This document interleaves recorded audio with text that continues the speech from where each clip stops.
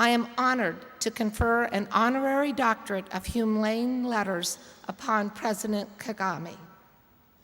President Kagame, will you come forward?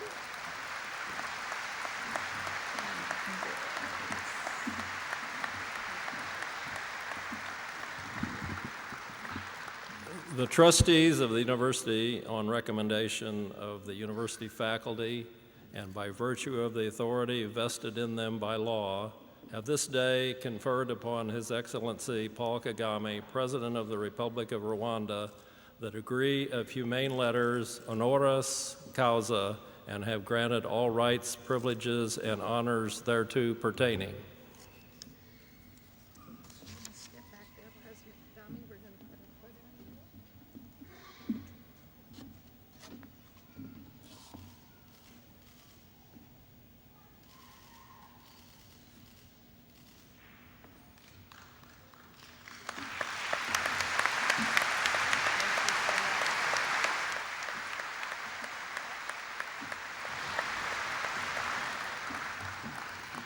Now, as we look to the future, I am very humbled to welcome His Excellency President Kagame as our commencement speaker. Please give a warm welcome to President Dr. Kagame.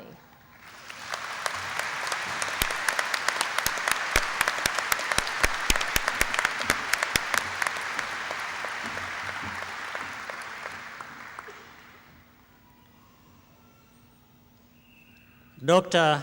Anne Fields, President of William Penn University, Mr. Jerry Ellis, Chairman of the Board of William Penn University, Dr. Noel Stable, Vice President for Academic Affairs, faculty and staff, distinguished guests, class of 2012, parents, ladies and gentlemen. Thank you, Dr. Fields, for your kind introduction and for the honor of this degree you have just conferred on me. I accept it with deep appreciation, knowing that in actual fact, it is a recognition of the collective efforts of Rwandans to work for a better and brighter future. It is a distinct pleasure for me to be associated with William Penn University personally through this honorary doctorate, but also as a country through special partnership we have in the common search for what can be better and what can better the lives of our people. This partnership is evidently beginning to produce results. Today, we mark another milestone in this relationship, with Rwandan students being part of this graduating class. We are proud of them and this university, and hope to have many more coming here. They did not only find an education here, but also a home away from home. I would like to thank Mr. Steve Noah and Joe Crookham also for providing the Rwandan students the comfort and warmth of home and family. We value the partnership with this university and with other learning institutions and with nations, because we recognize that the future of humankind is best guaranteed by collaboration in learning, research, and joint approaches to issues of our time. I'm also happy to say that Rwanda shares the principles and values on which this university was founded and that continue to shape it. Equal access to quality education without discrimination. Whenever people decide to live the best life they can and better the lives of others as well, one will find some common characteristics: vision, determination, and resilience. I believe this ethos is what inspires the William Penn University community. And it is what should keep the ties between this institution and my country, Rwanda, even stronger for years to come. Many of you know that Rwanda's history has been a challenging one. And in describing our nation's recovery, reconciliation, and socio-economic progress, the word miracle is sometimes used. Well, certainly there has been rapid change, but not in the mystical sense that most may think. There has been no magic formula to fix the daunting challenges we face. While appropriate policies and good governance structures have all played their rightful role, the key to our transformation lies with the individual Rwandan citizen and in their interactions with each other, in their capacity to find common ground and a common cause and purpose, to come together in pursuit of peace and national prosperity. There has not been a Rwandan miracle as such, but millions of them. In every language, there are words that are not easily translated. One such word in my language, Kinyarwanda, the native language of Rwanda, that word is agaciro. In English, you might say self-respect, self-worth, or dignity, but none conveys its meaning precisely. The word tries to capture the very essence of humanness.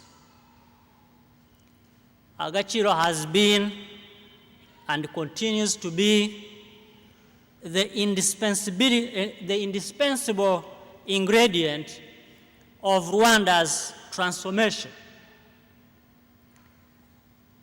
To truly grasp the meaning of agaciro, it helps to contemplate the consequence of its absence.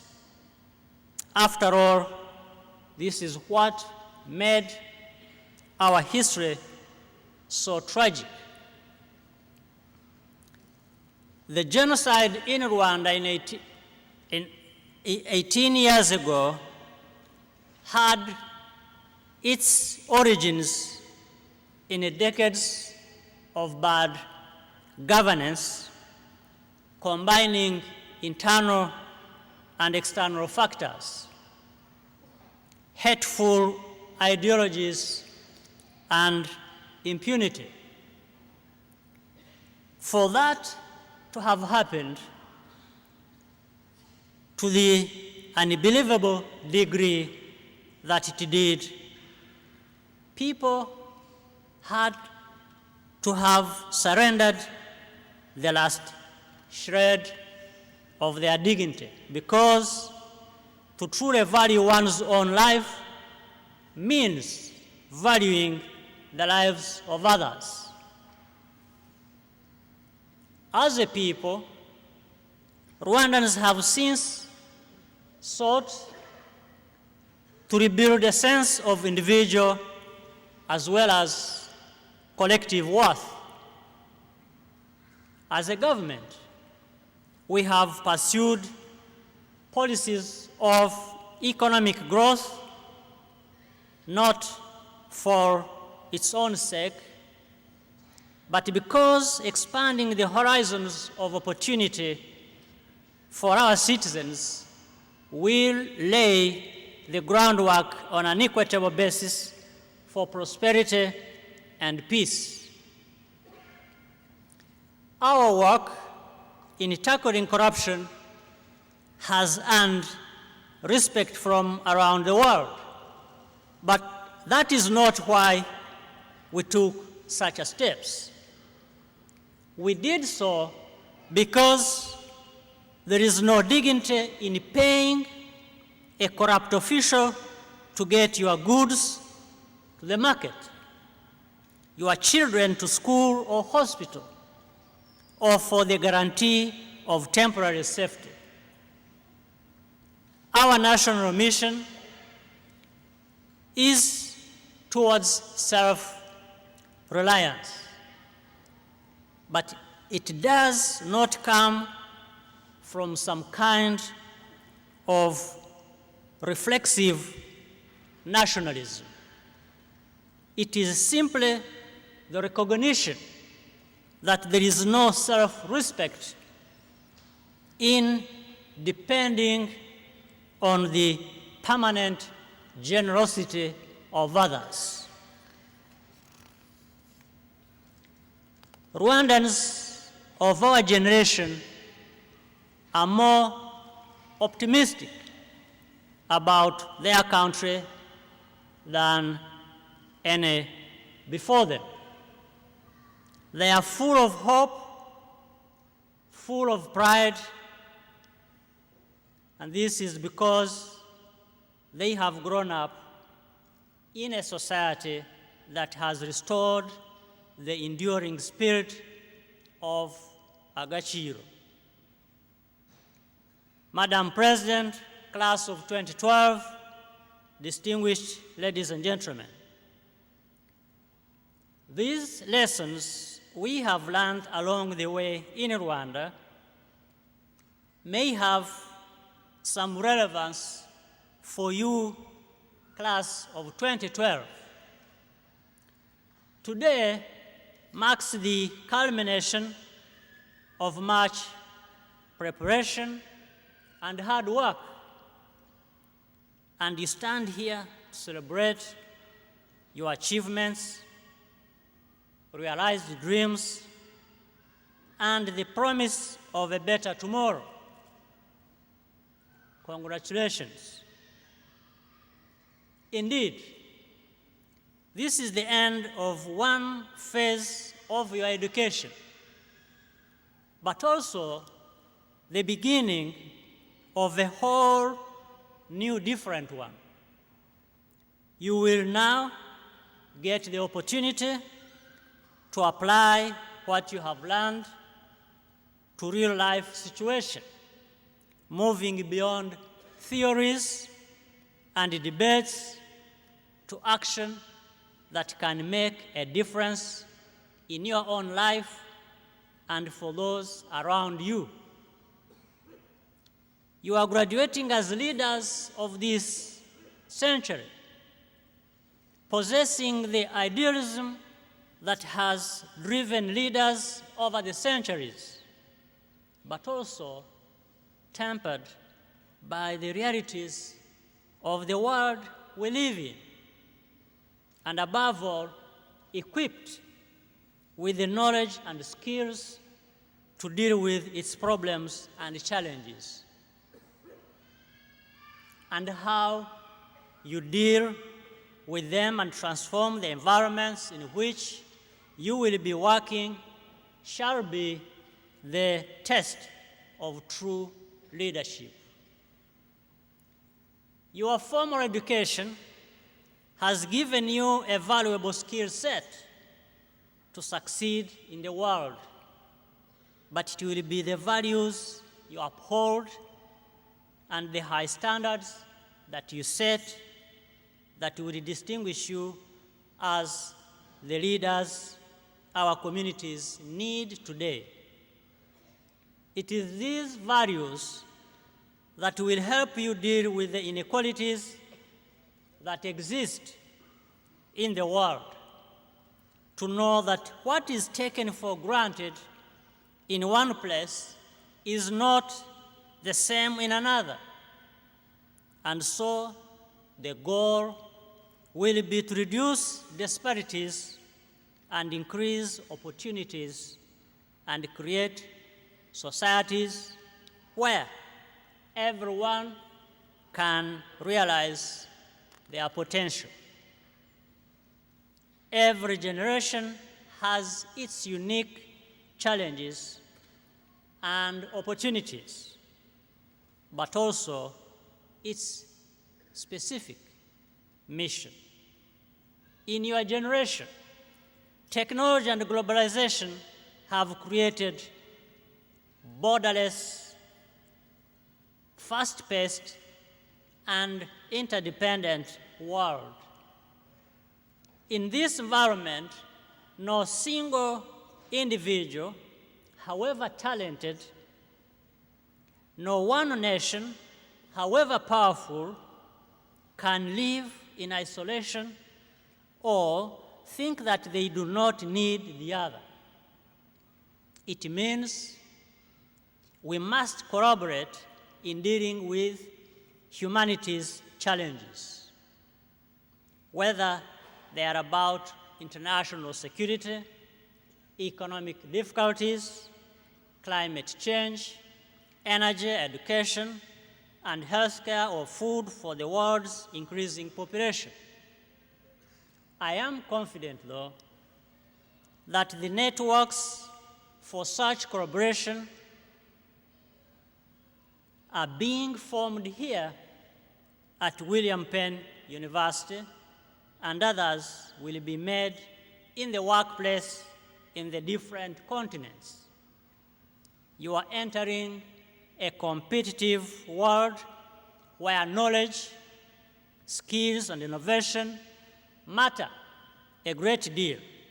Competition has, over time, produced the best in humankind, in academics, sports, science and technology, and many other areas, and propelled us to the present level of development of the human race. Leaders who will make a difference are those who are able to harness our competitive energies, creative and innovative potential, and channel them into work for the common good. You should always remember that leadership is not about a single individual, no matter how gifted. It centers on the ability to inspire others to move together in the right direction towards a common good and you should aspire to be that person. I have no doubt that among the 2012 class of William Penn University, there are outstanding leaders ready to step into the future and make the world a better home for all its citizens. Once again, I wish to congratulate you all, and I wish you success in all your endeavors. Thank you for your kind attention.